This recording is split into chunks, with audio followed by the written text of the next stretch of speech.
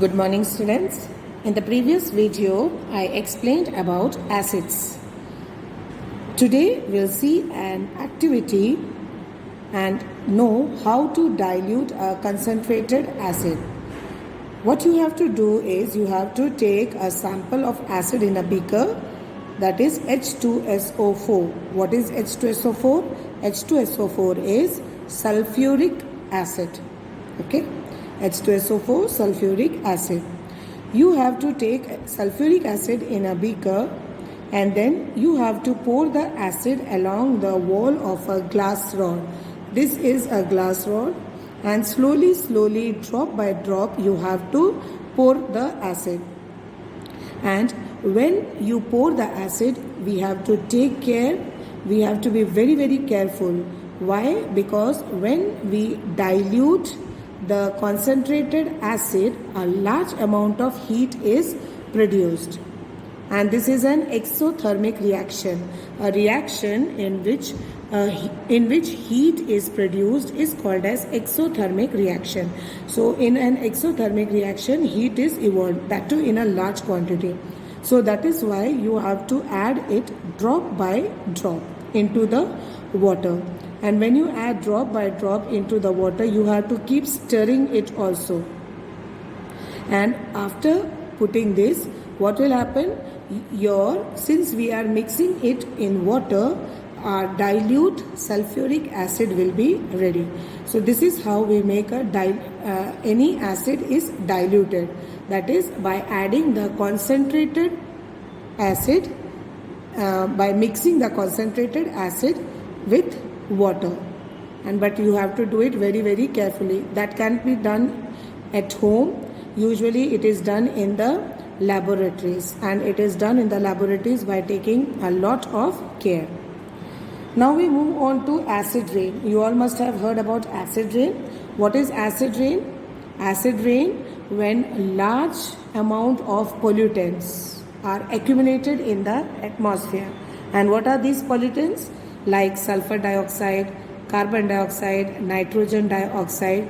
When these gases, when they dissolve in the moisture which is present in the atmosphere, what do they form? The sulfur dioxide will form sulfuric acid and sulfurous acid. Then the nitrogen dioxide forms nitric and nitrous acids. Okay, and the carbon dioxide forms carbonic acid. So when these acids, it is formed by the moisture. When the first shower of rain comes, the first shower of rain is highly polluted, and thus it comes in the form of acid rain. So this is how acid rain is formed. Clear, children? Then let's move on to the bases. Till now you studied that acids are sour in taste and they are corrosive. What about bases? Bases, in the beginning of the chapter I told you that it is bitter in taste. And if you take a pinch of baking soda is an example of base. You can make a solution of baking soda by mixing it in water. When you put a teaspoon of this solution in your hand and you rub it like this, okay? When you feel it like this, what will happen? It will feel soapy. So, this is how you can recognize bases. So, the substances which are bitter to taste and feel soapy on touch are called bases. And the materials which contain base are called as basic substance. So, bases are the substances which produce hydroxyl ion. Okay, hydroxyl ion is OH. And what were acids? If you remember, I had told you that acids, what do they have? Acids produce hydrogen ion. Acid produces hydrogen ion, whereas bases produces hydroxyl ion, OH.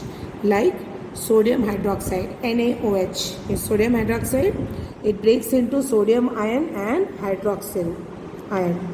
Okay, so the greater the number of OH ions, the stronger is the base. Okay, जितना ज़्यादा होगा OH ions, उतना strong होगा base.